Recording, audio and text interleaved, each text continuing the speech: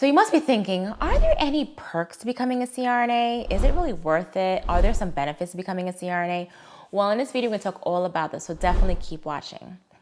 My name is Christine and welcome to a new video. If it's your first time here and you want to become a CRNA or grow your CRNA career, definitely subscribe and hit the bell so you don't miss anything. So today we're talking about some perks of becoming a CRNA. So yes, I think there's a lot of things to think about when you're thinking about becoming a CRNA, but there's a lot of positives that, perks in the sense of becoming a CRNA. So one of the perks I would say is autonomy.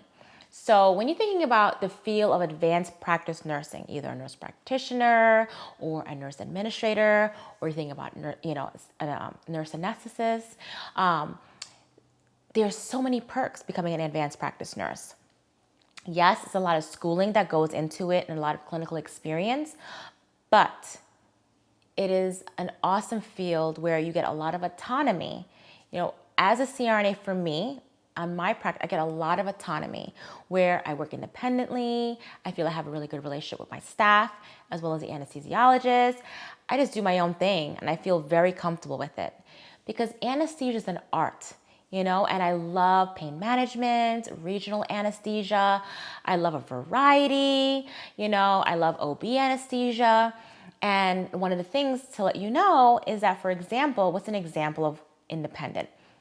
So I work in OB where I place epidurals, I do spinals for C-sections or labral spinals, and I work directly with the surgeons in OB. And I'm like part of the OB team. So we have a lot of autonomy. If a patient needs an epidural, I go ahead, look at her labs, look at her history and make a decision if this, is a good decision. And I go ahead and do the procedure by myself with a nurse, and I place the epidural, I put the order sets in, I have the surgeon, the OBGYN/surgeon sign off on my charts, and I monitor, patients who are laboring, with the epidural, and if ever need a C-section, I go ahead and, take them back for C-section, make sure, pain management is under control, either an epidural or a spine. These are an example, but I'm working very closely with the OBGYN, very independent, which is awesome. I love it. As well as even in the OR, when you're in the operating room, it's not you and the anesthesiologist in the room the whole time. Honey, you are in the room by yourself. You are managing your patients. You are managing their anesthetic, and their anesthetic experience, and you're making sure it's a smooth, experience for them.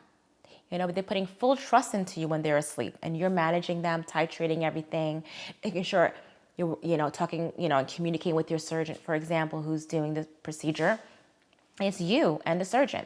Yes, depending on the institution, you may have an anesthesiologist come by and check in, in the beginning or check in towards the end, see if you need anything. But a lot of times that doesn't happen. You just do your own thing. So it's very independent, which is awesome. So that's a perk, you get a lot of autonomy. You get a lot of experience. You feel very comfortable. It's amazing. So that's one perk I would say. The next perk is there is a shortage in, CRNAs.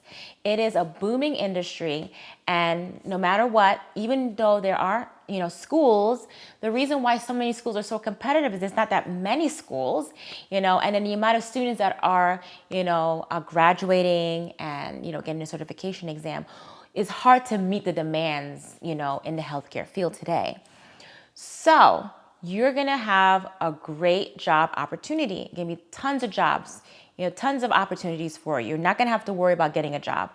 It's just like lined up for you. A lot of students, before they graduate, they pretty much know where they're gonna work. They already have contracts in line. So you never have to worry. And it's also all over the country. Of course, all over the country.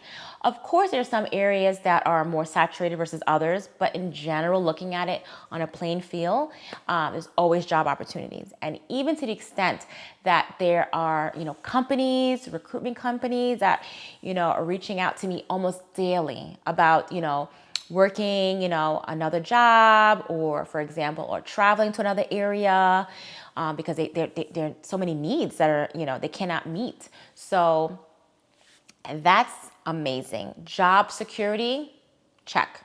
Nothing you have to worry about that. You don't have to worry about that at all. And you're going to live a very comfortable and very financially secure, life. So that's one of the amazing perks that comes along with becoming a CRNA. Now, one of the highest perks, which I try to save towards the end, is the salary, of course. CRNAs are one of the highest paid nurses, advanced practice nurses.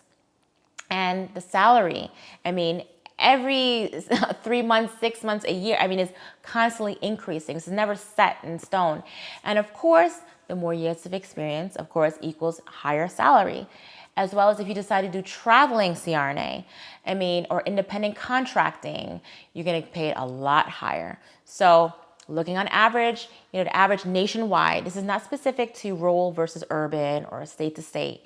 In general, is about $183,000, a year approximately, on a plain field at the average salary nowadays, as well as 220,000 depending on if it's in California or New York or an area that is known for having high salaries. Those are specific areas.